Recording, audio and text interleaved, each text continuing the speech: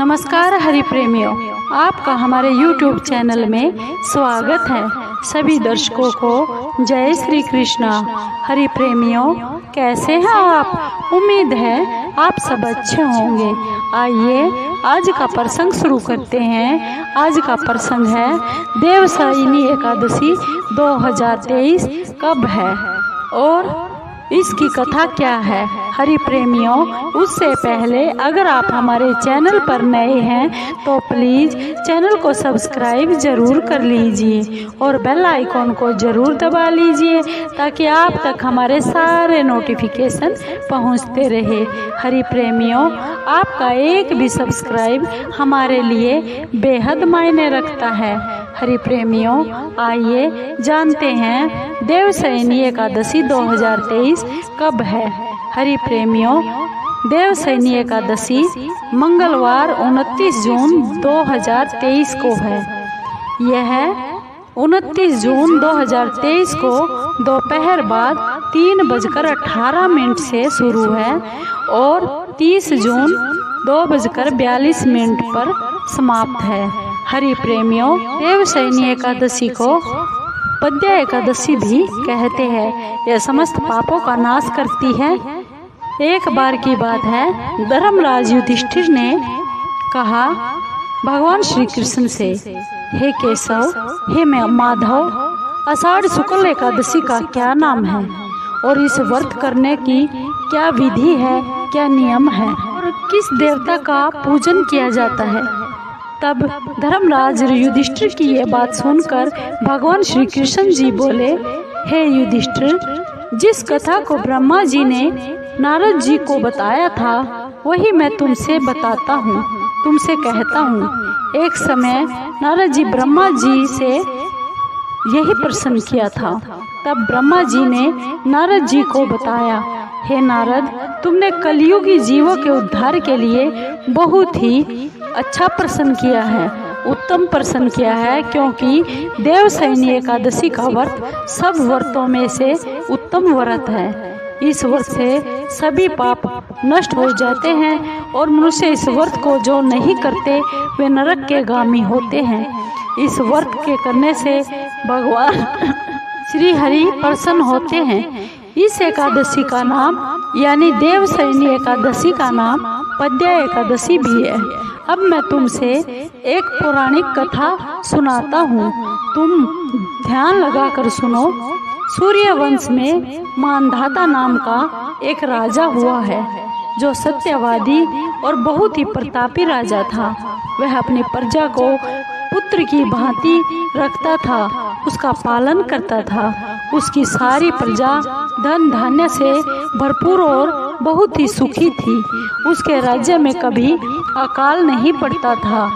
एक बार की बात है, उस राजा के राज्य में 3 साल तक कोई भी वर्षा नहीं हुई और अकाल पड़ गया। प्रजा में अन्न की कमी होने के कारण प्रजा बहुत दुखी हो गई और अन्न के ना होने से राज्य में यज्ञ आदि और जप तप बंद हो गया। अन्न के ना होने से राज्य में सब यज्ञ बंद हो गए। एक दिन राजा प्रजा के पास जाकर त्राहिमाम त्राहिमाम पुकारने लगी, क्योंकि समस्त विश्व की सृष्टि का कारण वर्षा ही तो है और वर्षा के बिना जीवन कहाँ है। वर्षा के अभाव से पूरे देश में अकाल पड़ गया है और अकाल से सब प्रजा मर रही है। इसलिए हे राजन, हमें कोई ऐसा उपाय बताइए जिससे प्रजा का कष्ट दूर हो जाए।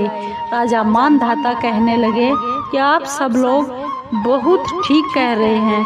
वर्षा से ही तो अन्न उत्पन्न होता है और आप लोग वर्षा न होने से दुखी तो होने ही थे और आप लोग सबका दुख मेरा दुख है और मैं आप सबके दुख को समझता हूँ। ऐसा बोलकर राजा कुछ सैनिकों को लेकर वन की तरफ चल पड़े। और वहाँ पर जाकर बहुत से ऋषियों के आश्रम में भ्रमण करते हुए अंत में ब्रह्मा जी के पुत्र अंगिरा ऋषि के पास आश्रम में जा पहुँचे। वहाँ राजा ने घोड़े से उतरकर अंगिरा ऋषि को दंडवत प्रणाम किया। ऋषि ने राजा को आशीर्वाद देते हुए कुशल मंगल पूछी और उसके बाद आश्रम में आने के कारण पूछा, क्या कारण है राजन, आज आश्रम में आप आए हैं।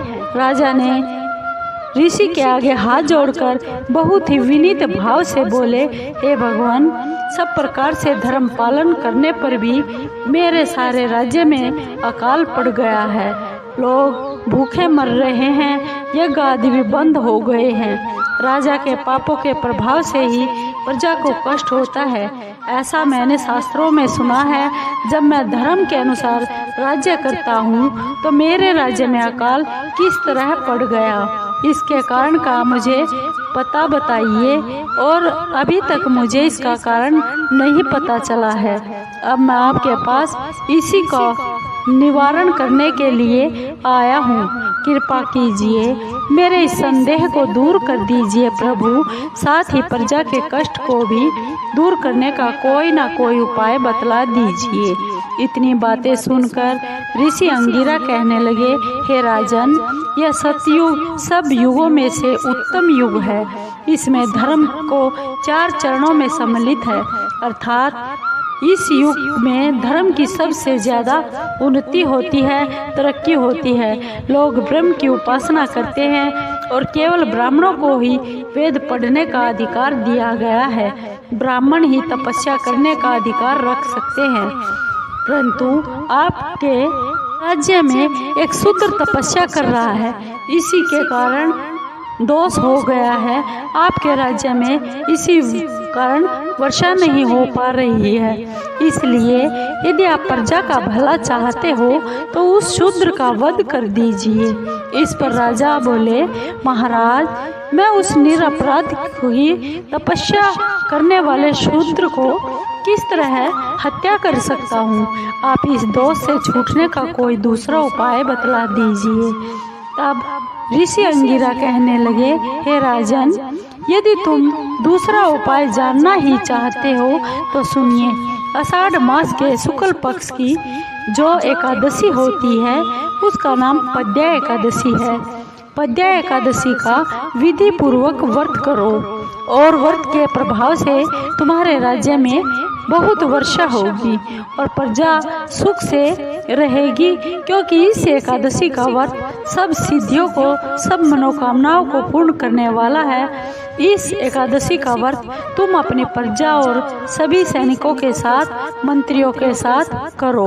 मुनि के ये वचन सुनकर राजा अपने राज्य में वापिस आ गए और सब प्रजा को यह आदेश दे दिया कि विधि पूर्वक पद्या एकादशी का व्रत किया जाए। उस व्रत के प्रभाव से फिर वर्षा हुई और प्रजा को बहुत सुख पहुंचा। अतः इस मास की एकादशी का व्रत सब मनुष्य जाति को करना चाहिए।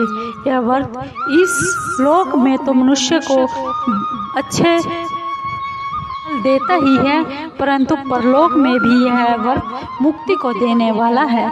इस कथा को पढ़ने और सुनने से मनुष्य के समस्त पापों का नाश हो जाता है।